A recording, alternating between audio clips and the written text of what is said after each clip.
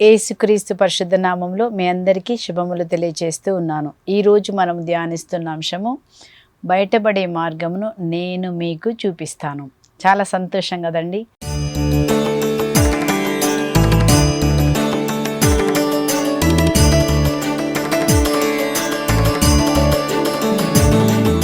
ఎంత మంచి మాట. బయటపడే మార్గమును నేను మీకు చూపిస్తాను. మనందరికీ ఎక్కడో ఒక చోట సమస్య ఉంది, ఎక్కడో ఒక చోట ఇరుక్కొని పోయినాం, ఎక్కడో ఒక చోట దేవునికి మనకి బయటపడే మార్గం కావాలి ప్రభువా అని మనం దేవుడి దగ్గర అడుగుతున్నాం కదండి. కొన్ని బలహీనతలు ఉన్నాయనుకో, ఏమడుగుతాం ప్రభా, ఈ బలహీనత నుంచి బయటపడే మార్గం నాకు చూపించండి ప్రభా, ఈ కొట్లాట నుంచి బయటపడే మార్గం చూపించండి ప్రభా, ఎక్కువగా ఖర్చు పెట్టేటువంటి చెడు అలవాటు నుంచి బయటపడే మార్గం చూపించండి ప్రభా అని మనం ప్రార్థన చేస్తాం కదండి. అనారోగ్యం ఉంటే దేవా బయటపడే మార్గాన్ని చూపించండి. ఎన్నో సంవత్సరాలుగా ఉన్నాను ప్రభా, నా వల్ల ఇత్తలేదు ప్రభా, ప్లీజ్ లార్డ్ నాకు సాయం చేయండి అని మనం ప్రార్థన చేస్తాం. భరించలేకుండా కదండి. ఇంకా కొన్ని సమస్యలు అసలు భరించలేము, ఇంకా భరించలేనప్పుడు మనకి ఇంకేం చేయాలో తోచదండి కదా. అప్పుడు దేవుడు ఏం చేస్తారు మనకి, ఆయన అంటున్నారు, నేను బయటపడే మార్గమును మీ కొరకు ఏర్పాటు చేయబడే ఉందంటండి. మన సమస్య కంటే ముందుగానే నీకు ఏ సమస్య వస్తుందో ఆ సమస్యలో బయటపడే మార్గాన్ని దేవుడు ముందుగానే సిద్ధపరిచారంట. అందుకే ఇక ధైర్యపరిచేటువంటి వాక్యాన్ని మన కోసం ఇక్కడ రాయబడి ఉందండి. 1 కొరింథీ 10వ అధ్యాయంలో 13వ వచనంలో మనం ఏం చదువుతున్నామంటే, ఇక్కడ మనం చదువుతున్నాము 1 కొరింథీ 10వ అధ్యాయం 13వ వచనంలో, దేవుడు మీకు బయటపడే మార్గమును ఆయన మీకు చూపించును. ఏ విషయంలో మనం నలిగిపోతున్నాము, దేవా అసలు బయటపడే మార్గం లేదా కదా. పిల్లలు చెడు అలవాట్లో ఉంటారు, వాళ్ళు బయటికి రావట్లేదు, ప్రార్థన చేస్తున్నాము, చెప్తున్నాము. అప్పుడు ఏమనిపిస్తుందండి, దేవా ఇంక ఈ బిడ్డ రాడా బయటికి కదా. అప్పు సమస్య ఉంది, ఎంత చేసినా ప్రయత్నించినా కడుతున్నాము, అయినా కానీ బయటికి రాలేకపోతున్నాము. ఒక్కోసారి జీతం ఏం చేసినా సరిపోవట్లేదు, ఏం చేయాలి? ప్రభు బయటపడే మార్గం ఆయన చూపిస్తారు, ఆయననే చూపిస్తారు. ఇది మనకి దేవుడిచ్చిన వాగ్దానం అండి. ఏ సమస్య అయినా దేని నుంచైనా బయటపడే మార్గము మన కోసము ఉన్నది. ఈరోజు ఈ వాక్యం మనకి ధైర్యమునిచ్చునుగాక, విశ్వాసమునిచ్చునుగాక. ఏ సమస్యలో నలిగిపోతున్నావో, దేని ద్వారా భయపడుతున్నావో, బయటపడే మార్గం లేదా, ఎన్ని సంవత్సరాలు ప్రభా, 5 సంవత్సరాలైంది, 10 సంవత్సరాలైంది, నా వల్ల అయితలేదని నువ్వు ఎవరెవరైతే బాధపడుతున్నారో అలాంటి వారందరికీ శుభవార్త. ప్రభు అంటున్నాడు, బయటపడే మార్గము నేను నీ కొరకు ఏర్పాటు చేసి ఉన్నాను. అంటే ఎప్పుడు బయటపడే మార్గం కనపడదండి. అన్ని విధాలా ప్రయత్నించినప్పటికీ మనకి ఏ విషయంలో కదా బయటపడే మార్గమే కనపడట్లేదు.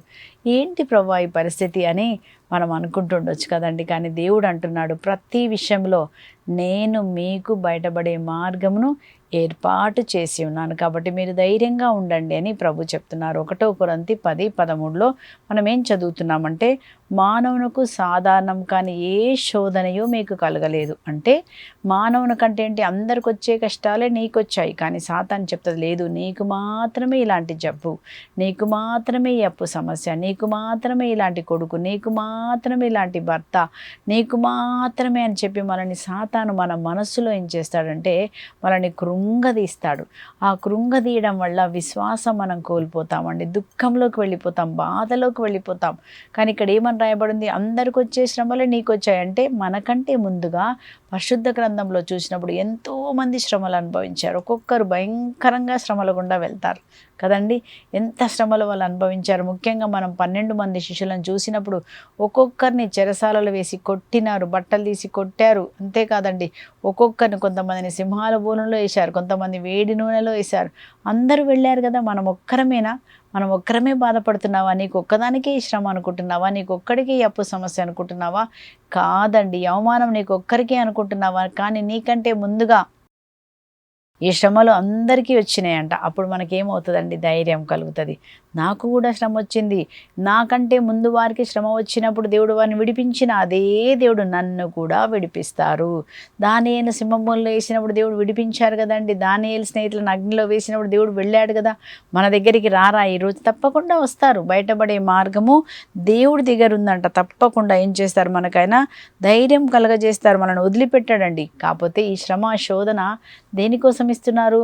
అది కూడా మనం గ్రహించుకోవాలా. ఏ శోధన కూడా ఏం చదువుతున్నామంటే ఆ శోధన అంట మనని కేవలము శుద్ధి చేయడానికి మాత్రమే దేవుడు అనుమతిస్తాడు. ఒక శ్రమ నీకు ఇస్తాడు, ఎందుకు నీలో ఉన్న గర్వాన్ని నలగొట్టాలి. ఒక రోగం ఇస్తాడు, ఎందుకు ఇస్తాడు? నువ్వు తగ్గించబడాలని ఇస్తారేమో, నువ్వు ఇంకా గర్వంగా ఉండాలని, మన ఆత్మ రక్షించబడ్డ కోసం దేవుడు మనకి ఇస్తారు. కొన్నిసార్లు అప్పు సమస్య ఇస్తారు. ఇవన్నీ కూడా మనని పాడు చేయడానికి కాదు, సాతాను చేతికి అప్పచెప్పడానికి కాదు. అవన్నీ అంట మన శుద్ధీకరణ కొరకే. దావీదు రాజు అంటాడు కీర్తన 119లో 71వ వచనంలో, శ్రమ కలుగుట నాకు మేలాయను, దాని ద్వారా నేను కట్టడలను వాక్యమును నేర్చుకోగలిగాను. కదండి, శ్రమ వచ్చినప్పుడే కదా మీరు వడకానికి వస్తారు, శ్రమ వచ్చినప్పుడే ప్రార్థన చేస్తాము కదా. సో దేవుని వైపు చూస్తాం, మంచిదే. శ్రమ వచ్చినందువల్ల దేవుణ్ణి నేను తెలుసుకోగలిగానని ఎంతోమంది సాక్ష్యాలు చెప్తారు కదా. అలాగే యోబు అంటాడు, నేను పరీక్షించిన మీదట నేను సువర్ణమై మారాను. సువర్ణం అంటే ఏంటంటే బంగారం వల్లే, మన ఆత్మ బంగారం వల్లే మారడానికి శ్రమలు పంపిస్తారని 1 పేతురు 1వ అధ్యాయంలో మనం చదువుతాము. 6-7 వచనాల్లో, పలు విధమైన శ్రమలను మీరు ఎదుర్కొంటున్నారా, మీరు భయపడకండి, మీ విశ్వాసము పరీక్షిస్తున్నాడు దేవుడు. బంగారము కూడా ఎలాగ అగ్నిలో పరీక్షించబడుతుందో మీ విశ్వాసము కూడా దేవుడు పరీక్షిస్తున్నాడు. నువ్వెంత నిజాయితీగా ఉంటావు, నువ్వెంతగా ఓర్పు కలిగి ఉంటావు, ఈ శ్రమలో కూడా దేవుని స్తుతిస్తావా, దేవుని దగ్గర ఉంటావా, ఎంత ఇచ్చినా దేవుని వదిలిపెట్టకుండా ఆయన పట్టుకొని నువ్వు ఉంటావా? మన విశ్వాసం అంట పరీక్షించబడిన మీదట మనకు బహుమానం ప్రభు ఇవ్వడానికి నీకు శ్రమనిస్తున్నారు, కానీ నిన్నేదో చేయడానికి కాదండి. ప్రతి విషయంలో కూడా బయటపడే మార్గం ఆయనే మనకు చూపిస్తారు. తప్పకుండా మనకేమిస్తారండి? బయటపడే మార్గం ఆయనకు చూపిస్తారు. రెండోదిగా మనం నేర్చుకుంటున్నాము, శోధన మనని దేనికోసం అండి? మన శుద్ధీకరణ. రెండోదంట, దేవుడు నమ్మదగినవాడు. నమ్మదగినవాడు అంటే మనకు శోధనిచ్చి వదిలిపెట్టాడు మనల్ని కదా. మన దేవుడు ఎవరండి? నమ్మదగినవాడు. ఏం చేస్తారు? 1 తెస్సలోనికీయులకు రాసిన లేఖలో 5:23లో మనం ఏం చదువుతున్నామంటే, మనకు సమాధానమొసగు దేవుడు మేము పూర్తిగా పరిశుద్ధులను చేయునుగాక, మన ప్రభువుకు యేసుక్రీస్తు వచ్చునాటికి మన ఆత్మను, ప్రాణమును, శరీరమును, సమస్త వ్యక్తిత్వమును దోషరహితమునర్చును. ఏం చేస్తారంట దేవుడు? మన శరీర ఆత్మ ప్రాణాలను మనని శుద్ధి చేస్తారంట. శుద్ధి కొరకే శ్రమలు. ఇంకేమన్నారండి? శుద్ధి ఏం చేస్తారంట దేవుడు? మనని ఆయన నమ్మదగిన దేవుడుగా ఉంటారని. మనం ఏలయనగా మేము పిలిచివాడు నమ్మదగినవాడు, మనల్ని ఎన్నుకున్నవాడు, మనల్ని పిలిచినవాడు ఎలాంటి దేవుడు అంటండి? నమ్మదగిన దేవుడు. కాబట్టి ఆ నమ్మదగిన దేవుడు మనకి ప్రతి విషయంలో బయటపడే మార్గమును మనకు చూపిస్తాడు. శోధన కలుగుతుంది, ప్రతి ఒక్కరికి శోధన. మీరు ఈ లోకంలో కష్టాల పాలవుతారని ప్రభువే ముందుగా చెప్పారు, యోహాను సువార్త 16:33లో కదా. కాబట్టి శోధన వచ్చినప్పుడు భయపడకండి. ఏం చేయాలి? మనం ప్రభు దగ్గర నమ్మకంతో ప్రభుని ఆశ్రయించాలి. మనం ప్రభుని ఆశ్రయించినప్పుడు ప్రభు ఏం చేస్తారండి? మనకి సహాయం చేస్తారని మనం చదువుతున్నామండి. ఎబ్రీల పత్రిక 2వ అధ్యాయం 18లో మనం ఏం చూస్తున్నామంటే, నేను కూడా మీ వలె శోధించబడ్డాను కనుక ఇప్పుడు శోధించబడుతున్న వారికి నేను సహాయం చేస్తాను. చూసారండి ఏమంటున్నారు దేవుడు? మీ వలె నేను కూడా శోధించబడ్డాను. అన్ని విషయాల్లో దేవుడు మన వలె శోధించబడ్డారు. ప్రతి విషయం ఏమైనా తీసుకోండి, ఏది తీసుకున్నా ప్రభుని హింసపెట్టిన వారు ఉన్నారు, అవమానం చేసిన వారు ఉన్నారు, మంచి పనులు చేస్తే నువ్వు బెల్జబుల్ దయ్యం శక్తితో చేసావన్నారు. అలాగే ప్రతి విషయంలో నువ్వు దేవుని వాక్యాన్ని పాటించట్లేదు, నువ్వు నిజంగా దేవుడైతే ధర్మశాస్త్రం ప్రకారం ఉండాలి కదా, నువ్వు విశ్రాంతి దినాన్ని పాటించట్లేదు. ఇవన్నీ విషయాల్లో ప్రతి విషయంలో తప్పును పట్టుకుంటూ అనేక విషయాల్లో ప్రభుకు వ్యతిరేకంగా చేసి అనేకసార్లు ఆయన చంపడానికి కూడా చూశారని పరిశుద్ధ వాక్యం. అంత కక్ష, అంత ద్వేషం. సో ప్రభుకి వ్యతిరేకంగా ద్వేషం. ఈరోజు మనకు కూడా నిన్ను ద్వేషిస్తున్న వారు, నిన్ను త్రోసివేసిన వారు, నీ గురించి చెడ్డగా ఉండొచ్చండి. కానీ ఇక్కడ ఏం చూస్తున్నామంటే దేవుడికి అవన్నీ తెలుసంట. నువ్వు ఏ శ్రమ గుండా వెళ్తున్నావో నేను నిన్ను ఎరుగుదును. అందుకే అన్నాడు, మీ వలె నేను శోధించబడ్డాను కనుక మీరిప్పుడు శోధించబడుతున్న వారికి నేను సహాయం చేస్తానంటే మన శోధనలో ప్రభు దగ్గరికి వెళ్ళాలి. ప్రభా, నేను ఇక్కడ శోధించబడుతున్నాను, నా వల్ల అయితలేదు ప్రభా, నేను మన్నించలేకపోతున్నాను, నాకు నీ కృప కావాలంటే దేవుడు ఏమిస్తారండి? తన కృపను మనకిస్తారు కదా. పౌలు గారు అడుగుతారు, దేవా నేనేం చేయకూడదో దాన్నే చేస్తున్నాను, ఏం చేయాలో దాన్ని చేయలేకపోతున్నాను, నాకు సహాయం కావాలి. అప్పుడు ఏం జరిగిందండి? రోమాపత్రిక 8:2 వచనంలో 1లో ఏం చదువుతాం మనము? దేవుడంట పరిశుద్ధాత్మనిచ్చే శక్తినిచ్చారంట. దాని ద్వారా ఏం జరిగిందంటే ఆయన ఆ యొక్క శ్రమను భరించడానికి నా కృప, నీ బలహీనతలో నేను నా కృపనిస్తాను, నువ్వు జయిస్తావు, నువ్వు దాన్ని ఏం చేస్తావు? ఓర్చుకుంటావు, దాన్ని సహించగల శక్తిని దేవుడే మనకిస్తారంట. ఎంత గొప్ప దేవుడు కదండి మన దేవుడు. మన తోడుగా ఉంటారంట. నువ్వు నీటిలో నడిచినా నేను నీతోనే ఉంటాను, అగ్నిలో వెళ్ళిన, అవమానంలో వెళ్ళిన, దుఃఖంలో నువ్వు వెళ్ళినా నేను నీతో ఉన్నాను. మన దేవుడు నమ్మదగిన వాడు, నేను వదిలిపెట్టడు. నీకు సహాయం చేసి బయటపడే మార్గమును దేవుడే మనకి చూపిస్తారు. అంత నమ్మదగిన దేవుడు అండి మన దేవుడు, అంత నమ్మదగిన దేవుడు. కనుక మన శోధన వచ్చినప్పుడు దేవుని దగ్గరికి వెళ్ళి అడగాలి, దేవా ఈ శోధన నేను తట్టుకోలేకపోతున్నా, నాకు బయటపడే మార్గం చూపించు ప్రభా అన్నప్పుడు దేవుడు ఏం చేస్తారని చూడు. నమ్మదగిన దేవుడు 3 కార్యాలు చేస్తున్నారు ఇక్కడ. 1 కొరింథీ 10వ అధ్యాయంలో మనము 13వ వచనం నుంచి చదువుతున్నాము. 3 చేస్తారు. 1 నమ్మదగిన దేవుడు ఏం చేస్తారంట, మీ నిగ్రహ శక్తికి మించి మిమ్మల్ని శోధించబడనియాడు. అంటే ఏం చేస్తారు, ఎంత నువ్వు శోధన పడుతున్నావో అంతవరకే, దాని తర్వాత తట్టుకోలేకపోతే దేవుడు మనకి బయటపడే మార్గం చూపిస్తారంట. ఎంతవరకు నువ్వు శుద్ధి చేయాలో అంతవరకే ప్రభు ఇస్తారంట. దాన్ని మించి ప్రభు ఇవ్వరంట. మీ నిగ్రహ శక్తికి మించి మిమ్మల్ని శోధించబడనియడు కదా. సో బంగారం కూడా ఆ కంసాల వాళ్ళు ఏం చెప్తారంటే, ఆ బంగారాన్ని ఆర్నమెంట్గా ఆభరణం చేయడానికి కరగబెడతారు కదండి. ఎంత హీట్లో ఆ యొక్క బంగారం కరగబెట్టాలో, ఎంత కలగాలో అంతవరకే కరగబెడతారు. దానికంటే కొంచెం ఎక్కువ కరిగితే అది ఆర్నమెంట్ ఆభరణం చేయడానికి పనికిరాదు, వేస్ట్ అయిపోతుంది. అలాగే మనము కూడా ఎంతవరకు శుద్ధీకరించబడాలో, ఎంత శ్రమ గుండా వెళ్ళాలో, నువ్వెంత భరిస్తావో దేవుడు అంతే ఇస్తాడు, దానికి మించి ఇవ్వడండి కదా. మన దేవుడు ఏం చేస్తారంట, ఎంత నువ్వు శ్రమ అనుభవిస్తావు, ఇచ్చిన తర్వాత తట్టుకోలేనప్పుడు బయటపడే మార్గమును ఆయనే మనకు చూపిస్తారంట. ఎంత గొప్ప దేవుడు అండి. ఇలాంటి దేవుడు ఎవరికైనా ఉన్నారా? శోధనలో సహాయం చేసే దేవుడు. అంతేకాదంట, శోధించబడుతున్నప్పుడు మొదటిగా మనం ఏం చూసాము, ఎంత సహాయిస్తావో అంతే ఇస్తాడు. తర్వాత ఏం చేస్తారు, రెండోదిగా ఏమంటున్నాడు చూడండి, శోధించబడినప్పుడు సహింపగల శక్తిని ఇస్తారంట. నువ్వు శోధన గుండా వెళ్తున్నప్పుడు సహింపగల శక్తిని ఆయనే నీకు ఇస్తారు. ఆయన శక్తిని ఇవ్వకపోతే మనం సహించలేమండి, మనం ఓర్చుకోలేమండి. ఎవరిస్తారు? పరిశుద్ధాత్మని. అందుకే అన్నారు అపోస్తలుల కార్యం 1:8 పరిశుద్ధాత్మ మీపైకి వచ్చిన మీరు శక్తిని పొందుకుంటారు. దేనికి శక్తి? పాట పాడడానికి, ప్రార్థన చేయడానికి మాత్రమే కాదండి. ఈ పరిశుద్ధాత్మ శక్తి మనల్ని ఏం చేస్తారు, కృంగిపోయినప్పుడు లేపుతారు, పడిపోయినప్పుడు మనకు శక్తినిస్తారు. యెషయా గ్రంథం 61లో 1 నుంచి మనము 7 వచనం వరకు చదివినప్పుడు అక్కడ రాయబడి ఉంటుంది. పరిశుద్ధాత్మ ఏం చేస్తారు, దుఃఖంలో ఉన్న వారికంట, వేదనలో ఉన్న వారిని ఏం చేస్తారు, లేపి నువ్వు సంతోషంగా ఉండేలాగా, దుఃఖమునకు బదులుగా ఆనంద తైలముతో ఆయన నింపుతారు.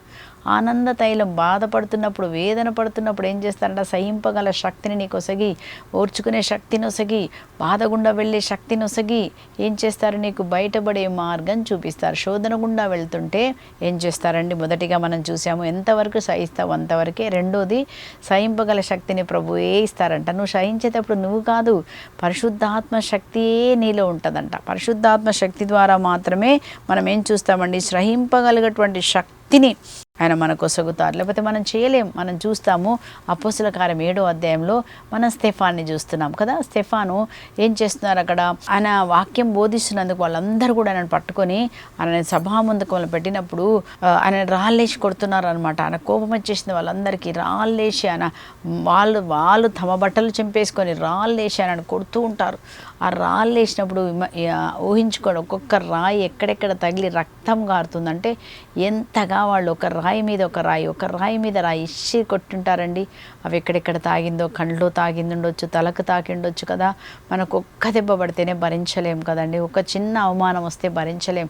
కానీ ఇలా రాళ్ళల్లో కొడుతుంటే ఆయన ఏమంటున్నాడు, ఇదిగో చూడండి ఆయన పరిశుద్ధాత్మతో నింపబడి అన్న వాక్యం ఉంటుంది. పరిశుద్ధాత్మతో నింపబడి ఏమని చెప్తున్నారంట, ఇదిగో పరలోకం తెరవబట నేను చూశాను, అదిగో యేసు ప్రభు తండ్రి పక్కన నిలబడి ఉన్నారు.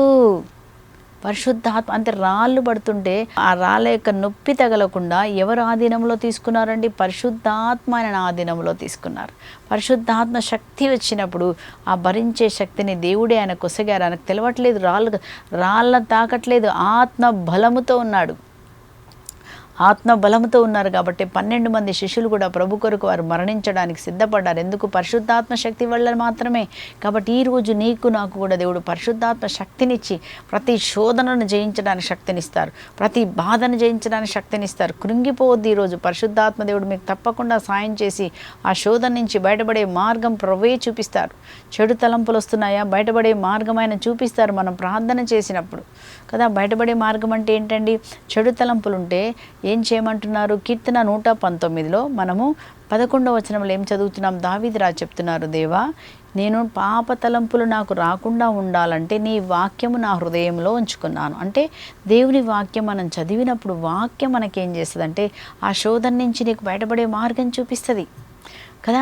మనకు పాప తలంపులు వస్తున్నాయి, దేవా నీ రక్తంలో నన్ను కళ్ళను గడుగు, తలంపులను గడుగు అని చెప్పినప్పుడు ఆ రక్తం ద్వారా మనకు శోధన నుంచి బయటకు వచ్చేస్తుంది. మనం ప్రార్థన వింటున్నప్పుడు దేవుడు ఏం చేస్తారు? మనకు బయటపడే మార్గం ఆయన చూపిస్తారు. మనం దేవుడిని ఆశ్రయించాలి, దేవుడి దగ్గరికి వెళ్ళాలి, వాక్యంతో నింపబడాలి. అప్పుడు మాత్రమే శోధనని జయించగలుగుతాం. వాక్యం మనం వింటున్నప్పుడు కొన్ని రోజులే కదా నువ్వు భరించు. మనం చదువుతామండి దర్శన గ్రంథంలో 2వ అధ్యాయం 10వ వచనంలో ఏమని చదువుతున్నాము? మీకు కలగబోవు ఎట్టి శ్రమలను గురించి భయపడకండి. ఎలాంటి శ్రమ గుండా వెళ్తున్నావు, ఎలాంటి హింస గుండా, భర్త ద్వారా ఉండొచ్చు, తోడుకోడల ద్వారా ఉండొచ్చు, అనారోగ్యం ద్వారా ఉండొచ్చు, లేకపోతే నీ ఆఫీస్లో ఉండొచ్చు, లేకపోతే అప్పు సమస్య ద్వారా ఉండొచ్చు, దేని ద్వారా ఉండొచ్చు, నువ్వు పిల్లల ద్వారా ఉండొచ్చు. కానీ ప్రభు అంటున్నాడు, భయపడకు, ఈ శోధన నిన్నేమీ చేయదు, దాని గురించి భయపడకండి, ఆలకించండి. సాతాను మేము శోధిస్తాడు, తప్పకుండా శోధన తీసుకొచ్చి నేను కృంగదీయాలని నీ భర్తను ముందు పెట్టి నీ భర్త ద్వారా నేను హింసిస్తూ ఉంటాడు. దాని ద్వారా నువ్వు కృంగిపోవాలని చేస్తాడు. మీలో కొందరిని చెరలోకి కూడా తోయిస్తాడు. చెర అంటే ఏంటండి? రకరకాలైన బానిసత్వంలో నువ్వు పడేలాగా సాతాను చేస్తాడు. మీ బాధలు కొన్ని రోజులు మాత్రమే, కానీ మరణించే వరకు విశ్వాసులై ఉండండి, అప్పుడు మీకు జీవ కిరీటము దొరుకును. ఏమంటున్నారు? సంఘము ఆత్మ సంఘానికి ఏం చెప్తుందో చెవులు ఉన్నవారు విందురుగాక. అందరికీ చెవులు ఉన్నాయి కానీ వినేవాళ్ళు వేలు అంటండి. కాబట్టి ఏమన్నాడు? మీకు శ్రమ కలుగుతుంది, కానీ ఆ శ్రమ మిమ్మల్ని ఏమీ చేయలేదు. మీకు బయటపడే మార్గం ప్రభు చూపిస్తారు. దాన్ని తట్టుకోగల శక్తిని ప్రభువే ఇస్తారు. పరిశుద్ధాత్మ ద్వారా నీకు ఆ శక్తి ఇవ్వబడుతుంది. దాన్ని ఓర్చుకోగలుగుతావు, ఒకరిని మన్నించగలుగుతావు. అది కేవలం పరిశుద్ధాత్మ ద్వారా. అందుకే మనం పరిశుద్ధాత్మ ద్వారా నింపబడి ఉండాలి. మీరు ఆత్మపూర్ణులై ఉండండి, ఆత్మకు సంబంధించినవి ఉండండి. అప్పుడు మీరు దేవుని యొక్క చిత్తము, శ్రమలను భరించడానికి మనకి శక్తి వస్తుంది అని మనం చదువుతున్నామండి. చివరిగా ఏమంటున్నారు చూడండి, సహింపగల శక్తిని సగి బయటపడే మార్గం ఆయన చూపిస్తారు. ఏం చేస్తారంటే దేవుడే మనకి బయటపడే మార్గమును ఆయన సిద్ధపరిచే ఉందంట, ముందుగానే సిద్ధపరిచే ఉంది. ఇజ్రాయెల్ ప్రజలు ఎర్ర సముద్రంకి వచ్చినప్పుడు దేవుడు ఏం చేశారు? వాళ్ళకి మార్గం లేదు. ఇంకా వెనక నుంచి ఎవరు వస్తున్నారు? శత్రువులు. ఇంకెక్కడికి వెళ్ళలేరు. వెనక నుంచి శత్రువులు వస్తున్నారు. ముందుకెళ్ళినా చనిపోతారు, వెనక్కి వెళ్ళినా ఆ శత్రువులు ఎదురుగా వచ్చి చంపేస్తారు. ఇప్పుడు ఏం చేయాలి? మార్గమే లేదు. కానీ మార్గం లేని చోట దేవుడు నీకు నాకు మార్గం తెరిచే దేవుడు. బయటపడే మార్గం దేవుడి దగ్గర ఉందండి. మనం ప్రార్థన చేసినప్పుడు నీకు బయటపడే మార్గం చూపిస్తారు. అప్పుడు దేవుడు మోషేతో అంటాడు, మీరు ఎందుకు ఏడుస్తున్నారు? నీ చేతిని చాపి ప్రార్థన చేయి చాపగానే నీరు రెండుగా చీలిపోయి ఎండిన నేలలో వారు నడిచిపోయేలాగా చేశారు. అదే దేవుడు నీకు కూడా బయటపడే మార్గం ఉంది. మీరు అవిశ్వాసానికి వెళ్ళవద్దు. దేవుడి దగ్గర ప్రార్థన చేయండి. దేవుడు పరిశుద్ధాత్మ ద్వారా నీకు ఏం చెప్తున్నారు దాన్ని విశ్వసించండి. దాని ప్రకారం మీరు చేయండి. తప్పకుండా బయటపడే మార్గమును నేను మీకు చూపిస్తాను అని ప్రభు మనకి చెప్తున్నారండి. మనం చూస్తే అనేక చోట్ల ఎన్నో కష్టాలు వచ్చినప్పుడల్లా దేవుడు బయటపడే మార్గం చూపించారు. ఈరోజు మనము దానియేలు గ్రంథం 13వ అధ్యాయంలో సూజన్న గురించి మనం చూద్దామండి. అక్కడ మనం చూస్తున్నాము సూజన్న గురించి. ఈ సూజన్నకు ఒక కష్టం వస్తుంది. ఈ సూజన్న గురించి బైబిల్లో, అది క్యాథలిక్ బైబిల్లో మాత్రమే 13వ అధ్యాయం ఉంటుందండి. సో ఇక్కడ మనం ఏం చదువుతున్నామంటే ఈ సూజన్న గురించి కొన్ని మాటలు ఆమె ఎట్లాంటిదని రాయబడింది. మనం చదువుతున్నాము 13వ అధ్యాయంలో 2వ వచనంలో ఏమని చదువుతున్నామంటే, ఆమె మిగుల అందగత్త, రెండవదిగా ఆమె దైవ భయము కలది. ఎలాంటి వ్యక్తి అంటండి? మంచి అందగత్తె. కానీ ఆ అందగత్తె అయిన ఆమె ఎలా ఉందంట? దేవుని భయము, దైవ భయము కలిగి ఉంది. ఎట్లా దైవ భయం వచ్చింది? ఆ 3వ వచనంలో మనం చదువుతున్నాము, ఆమె తల్లిదండ్రులు భక్తిపరులు కనుక తమ కుమార్తెకు మోషే ధర్మశాస్త్ర నియముల ప్రకారము జీవించవలెనని నేర్పించారు. తమ కుమార్తె కంట చిన్నప్పటి నుంచే మోషే ధర్మశాస్త్రంలో ఏమని చెప్పి ఉంది, ఎలా జీవించాలనుంది, నీతిగా ఎలా ఉండాలి, ఎలా మన కన్నులను కాపాడుకోవాలి, ఎలా హృదయాన్ని కాపాడుకోవాలి ఆమెకి నేర్పించబడ్డారు. కాబట్టి ఆమె ఎలాంటిదంటండి? దైవ భయము కలిగిన స్త్రీ అని ఆమె గురించి పరిశుద్ధ గ్రంథంలో రాయబడింది. ఆయన భర్త పేరు యోవాకీము. యోవాకీము ఎవరంటే చాలా సంపన్నుడు. అయితే వీళ్ళకు ఒక మంచి తోట ఉందంట. తోట, మంచి చక్కని తోట ఇంటి దగ్గర. అయితే ఈ యొక్క యూదులందరూ, అంటే ఈయన పెద్ద సంపన్నుడు కాబట్టి యూదులందరూ పెద్దలందరూ కూడా ఆ తోటలోకి వచ్చి చాలాసార్లు వాళ్ళు అనేక విషయాలు మాట్లాడుకుంటారు. రెండోదిగా ఏం జరుగుతుందంటే అక్కడ ఎవరికైనా వ్యాజ్యములు ఉన్నట్లయితే ఆ వ్యాజ్యములు తీర్చుకోవడానికి ఈ యోవాకిం ఇంటికి వచ్చేవాళ్ళు. యోవాకిం ఇంట్లో ఎవరు ఉండేవాళ్ళంటే 2 న్యాయమూర్తులు ఉంటారంటండి. ఆ న్యాయమూర్తులు అక్కడ ఈ యొక్క తగాదాలన్నింటినీ వాళ్ళు తీర్చడానికి ఉన్నారు. అయితే ఈ యొక్క న్యాయమూర్తులు ఎలాంటి వారని ప్రభు చెప్తున్నారు. ఇక్కడ మనము 6వ వచనంలో చదువుతున్నామండి. ఎలాంటి వాళ్ళంటే వాళ్ళు బాబిలోనియాలో దుష్టత్వం ఉన్నది, న్యాయాధిపతులు న్యాయము చెప్పి ప్రజలను నడిపింపజాలకున్నారు. వాళ్ళ గురించి ప్రభు ఏం చెప్తున్నారు?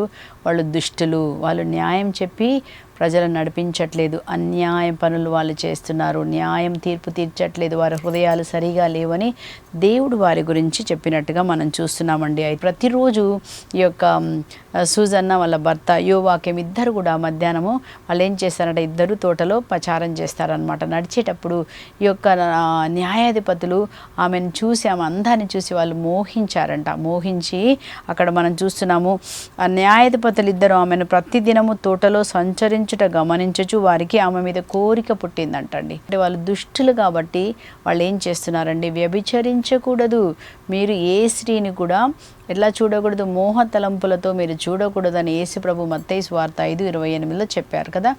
మోహ తలంపులు మీరు కలిగి ఉన్నారు కాబట్టి దుష్టులు అని రాయబడింది వారి గురించి కదా. సో అప్పుడు ఏం జరిగిందంట? వారికి కోరిక పుట్టెను.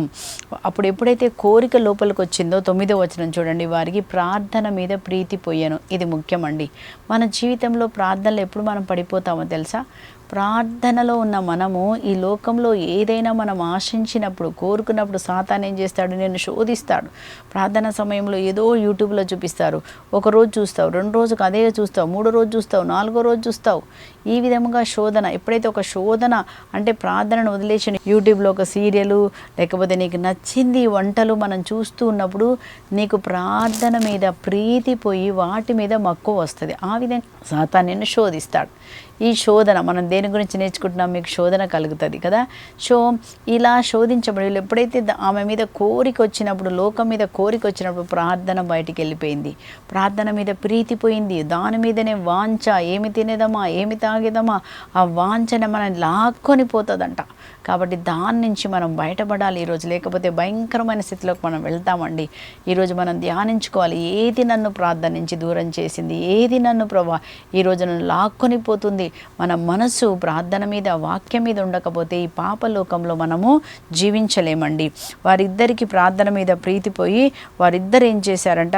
వాళ్ళు పనులు కూడా చేస్తలేరు, ఈమె మీదనే ధ్యాస పెట్టుకున్నారు, ఎప్పుడు ఈమెని మోహించారనమాట వాళ్ళు. అలాగా చేసినప్పుడు ఏం జరిగిందంటే అక్కడ మనం చూస్తున్నాము, వారు ఒకరోజు సుజన్న సాయంత్రము ఆమె మధ్యాహ్న కాల సమయంలో ఆమె తోటలో తన చెలికత్తెలతో పాటు తిరుగుతుంది అనమాట. తిరిగినప్పుడు ఆమెకి చాలా వెండ అనిపించేసి చెప్పిందంట, నేను స్నానం చేస్తాను, మీరు వెళ్ళి కొంచెం నూనె పరిమళ తైలం తీసుకురండి అని చెప్పి వాళ్ళు తోట తలుపులు వేసేసి మీరు బయటికి వెళ్ళిపోండి అని చెప్పారు. సో దాన్ని వారు అవకాశంగా తీసుకొని వాళ్ళు ఏం చేశారంటే ఈమె చూడకుండా ముందుగానే ఆ రోజు వాళ్ళు ఆ తోటలో దాక్కుని ఉన్నారు. దాగుకున్నప్పుడు వాళ్ళు ఏం చేశారంటే పనికత్తెలు బయటికి పోయి తలుపులు వేశారు. ఇంకెవ్వరు లేరు. బయటకు వచ్చి వాళ్ళు చెప్తున్నారు, ఇదిగో ఇన్ని రోజులు నీ మీద మాకు కామ కోరిక పుట్టింది కాబట్టి వాళ్ళు ఏమంటున్నారంటే ఈరోజు నువ్వు మాకు లొంగిపో, ఒకవేళ మాకు లొంగలేదనుకో నీ మీద మేము అబద్ధ సాక్ష్యం చెప్తాము. ఏమని చెప్తామంటే నీవు ఈ తోటలో ఒక యువకుడితో ఉండడానికే నీవే కావలసికైనా మీ యొక్క చెలికత్తలందరినీ బయటికి పంపించేసి నువ్వు తలుపులు వేసుకున్నావు. ఎందుకు అంటే ఒక యువకుడితో నువ్వు పాపం చేయడానికి మేము చూసామని మేమిద్దరము నీ మీద చెప్తాము అన్నప్పుడు చూడండి ఒక భయంకరమైన పరిస్థితిలో ఏమో చిక్కుకుంది. బయటపడే మార్గమే లేదు. ఇలాంటి స్థితిలో మనకు కూడా రావచ్చండి కదా. ఏం చేయాలో అర్థం కాదు, ఈమెకు అర్థం కాలేదు, ఇప్పుడు ఏం చేయలేదు, వారి చేతిలో చిక్కుకుంది, ఆమెను కాపాడే వాళ్ళు ఎవ్వరు లేరు. ఇప్పుడు ఏమంటుందో చూడండి, ఒక మంచి మాట చెప్తుందండి. 22వ వచనము మనం చదువుతున్నాము, దానియేలు గ్రంథం 13:22లో ఏమంటుందంటే, సూజన్న నిట్టూర్పు విడుచుచు నేను ఇరకాటంలో చిక్కి తిని నేను మీకు లొంగెదనేని వ్యభిచార పాపం, నేను నీకు లొంగితే నేను వ్యభిచారం చేసిందని అవుతాను, దానికి నాకు మరణ దండన విధిస్తారు, మీకు లొంగనేని మీ చేతికి నేను చిక్కుతాను. ఆమె ఏమంటుంది చూడండి, కానీ ప్రభునకు ద్రోహముగా పాపము చేయుట కంటే ప్రభుకి పాపం చేసి ద్రోహం చేయడం కన్నా నిర్దోషిగా మీ చేతికి చిక్కడమే మేలు అని చెప్పి ఆమె ఏం చేస్తుందంటే గట్టిగా కేకలేస్తుంది. అప్పుడు అందరు లోపలికి వచ్చారు. వచ్చి చూసినప్పుడు వీళ్ళు చెప్తారు, న్యాయమూర్తులు ఏం చెప్తారంటే, ఈమె ఇదిగో చూడండి ఇంకొక యువకుడితో ఈమె పాపం చేస్తుంది, మేము ఇద్దరం చూసాము అని చెప్పినప్పుడు అందరూ బాధపడతారు. వీళ్ళిద్దరూ ఈమె మీద వ్యతిరేకంగా సాక్ష్యం చెప్పినప్పుడు ఈమెకు మరణదండన విధిస్తారు. అప్పుడు చూడండి చనిపోతుంది, భర్త ఏడుస్తున్నారు, పిల్లలు ఏడుస్తున్నారు, ఒక భయంకరమైన నింద, ఈమె చనిపోతుంది. అప్పుడు ఏమని ప్రార్థన చేసిందో సూజన్న మనం చూద్దామండి. 13వ అధ్యాయము 42లో, అంతటా సూజన్న గొంతెత్తి బిగ్గరగా ఏడ్చుచు, నిత్యుడవైన దేవా, నీకు రహస్యములెల్లా తెలియను, నీవు ప్రతి కార్యమును అది జరగకముందే నువ్వు తెలుసుకుంటావు. నాకు ఇప్పుడు మరణశిక్ష పడినది, కానీ నేను నిర్దోషిననియు ఈ నరులు దుష్టబుద్ధితో కళ్ళలాడి నా మీద నేరము మోపినయో నీకు తెలియను కనుక నేను చనిపోవలసిందే నా ప్రభువా. చూడండి ఏమంటుందో, నేను నిర్దోషినని నీకు తెలుసు, నీ కార్యములన్నీ తెలుసు ప్రభువా, నేను ఇప్పుడు చనిపోవలసిందేనా. దేవుడు నిర్దోషుల తరపున నీతి మంతులను కనిపెడతాడు, వాళ్ళని తప్పకుండా కాపాడుతారు. దేవుడు నీతి మంతుల తరపున దేవుడు పోరాడతారని వాక్యంలో ఉందండి. ఆ విధంగా దేవుడు ఏం చేస్తున్నాడు, ఈమె ప్రార్థన కంట విన్నారని మనం చదువుతాం 44లో. ప్రభు ఆమె మొరను ఆలకించి ఏం చేస్తున్నాడు, దానియేలును లేవనెత్తుతున్నాడు. అప్పుడు దానియేలు గట్టిగా అరుస్తాడు, నో నేను ఒప్పుకోను, ఈమె మరణదండన మీరు న్యాయంగా చేయలేదు అన్నప్పుడు అందరు ఆగి ఆయన అంటారు, దానియేలు అంటే వారందరికి గౌరవం ఉంది కాబట్టి ఈయన ఏం చెప్తున్నాడు వినాలా, ఏం చెప్తావయ్యా అంటే అప్పుడు అంటాడు, వీళ్ళు అబద్ధం చెప్పారు, నేను మీకు ప్రూవ్ చేస్తానని చెప్పి వారిద్దరిని వేరువేరుగా పిలిచి అడిగినప్పుడు వారిద్దరూ చెరొక ఆన్సర్ చెప్పినప్పుడు ప్రజలకు తెలిసిపోయింది వీళ్ళు అబద్ధం చెప్పారని. అప్పుడు ఏం చేస్తారంటే, అబద్ధం చెప్పిన వారికి ఏ శిక్ష విధిస్తారు, మరణదండన. కాబట్టి ఆ సూచనకు వేసిన మరణదండన వీరికి మరణదండ పడుతుందండి. దేవుడు ఆ విధంగా ఏం చేస్తారు, మనం శోధించబడినప్పుడు, మనకు ఒక మార్గం బయటపడే మార్గం లేనప్పుడు దేవుడే మనకు బయటపడే మార్గం ఆయన చూపిస్తారు. కాబట్టి ఎక్కడెక్కడ మనం బయటపడాలో, మీరు ఎక్కడెక్కడ అనుకోవాలో ఈరోజు ప్రార్థన చేసుకోండి. ఏ శోధనలు ఉన్నారో ప్రతి శోధనలో దేవుడు మనకు సాయం చేస్తారు. మనమే తప్పు చేసి ఉండొచ్చేమో, అయినా అడగండి ఈరోజు, ప్రభా నన్ను మన్నించండి. ఒకవేళ మనం ఇలాంటి తప్పు చేసామా, ఇతరుల మీద అబద్ధ సాక్ష్యం చెప్పామా, లేకపోతే త్రాగుబోతనంతో ఉన్నామా, భయంకరమైనటువంటి చూడకూడని మనం చూస్తున్నామా, ప్రభుని ఈరోజు అడిగితే వాటి అన్నిటి నుంచి ఆయన విడిపిస్తారు, మనల్ని కూడా ఆయన మన్నిస్తారు. పశ్చాత్తాపపడితే చాలండి, దేవుడు బయటపడే మార్గం ఆయనకి ఇస్తారు. కాబట్టి మనం పశ్చాత్తాపడి ప్రార్థన చేద్దాము. ఏ బలహీనత ఉందో దానిలోంచి బయటికి రావాలని ప్రార్థన చేసుకోండి. ఏ సమస్య గుండా ఏడుస్తున్నారో దేవుడు మీకు బయట మార్గమును ఆయన ఏర్పాటు చేసే ఉన్నాడు. తప్పకుండా దేవుడు నమ్మదగిన వాడు, ఇది మాత్రం మీరు మర్చిపోవద్దు. ధైర్యంగా ఉండండి, ప్రార్థన చేయండి, బయటపడే మార్గము మీకోసం ఆయన సిద్ధపరిచే ఉన్నాడు. దేవుడు మిమ్మల్ని దీవించునుగాక. ఆమెన్. ప్రార్థన చేసుకుందాం. పరిశుద్ధుడమైన తండ్రి, ప్రేమ స్వరూపుడమైన దేవ, నేను మీకు బయటపడే మార్గమును సిద్ధపరిచాను. ఏ శోధనయు మానవునికి సాధన కానీ ఏ శోధన మీకు రాలేదు. ఇప్పుడు నేనును మీ వల్లే శోధించబడ్డాను కనుక శోధించబడుతున్న వారికి సహాయం చేస్తానని చెప్పిన దేవా, ఎవరెవరు ఈ సమయంలో కన్నీరు కారుస్తూ ప్రభా అయ్యా ఈ సమస్య నుంచి నాకు బయటపడే మార్గం చూపించు ప్రభా అని ఏడుస్తున్న ప్రతి బిడ్డకు ప్రభా ఈరోజు మీరు జవాబు ఇవ్వండి. ప్రతి సమస్యకు నైనా తండ్రి ఈ రోజునైనా బయటపడే మార్గమును మీరు చూపండి. దుష్ట శక్తుల నుంచి కాపాడండి. అప్పు సమస్యల నుంచి బయటపడే మార్గం చూపించండి. అనారోగ్యం నుంచి ప్రభా స్వస్థతగా మార్చి ప్రభా వారికి బయటపడే మార్గము కనపడునుగాక. ప్రతి బలహీనతలోంచి పిల్లలందరూ విడుదల పొందుకుందురుగాక. దేవా సాయం చేయండి. చీకటి శక్తుల నుంచి కూడా బయటపడే మార్గంను ప్రభా మీరు మా కోసం ఏర్పాటు చేసి ఉన్నారు కనుక ప్రతి ఒక్కరికి నాయన ఈరోజు బయటపడే మార్గంను చూపించి దేవా నమ్మదగిన దేవుడుగా తండ్రి మీరు ఆశీర్వాదం అందరికీ దయచేయమని, ఆనందం దయచేయమని యేసు క్రీస్తు అతి పరిశుద్ధ నామం పేరిట అన్నీ అడిగి పొందుకొని ఉన్నాం పరలోకపు తండ్రి. Amen, amen. దేవుడు మీ అందరినీ దీవించునుగాక. దివ్యవాణి టీవీ కొరకు ప్రత్యేకంగా ప్రార్థిస్తూ ఉండండి. దేవుడు మనందరినీ దీవిస్తారు. Praise the lord.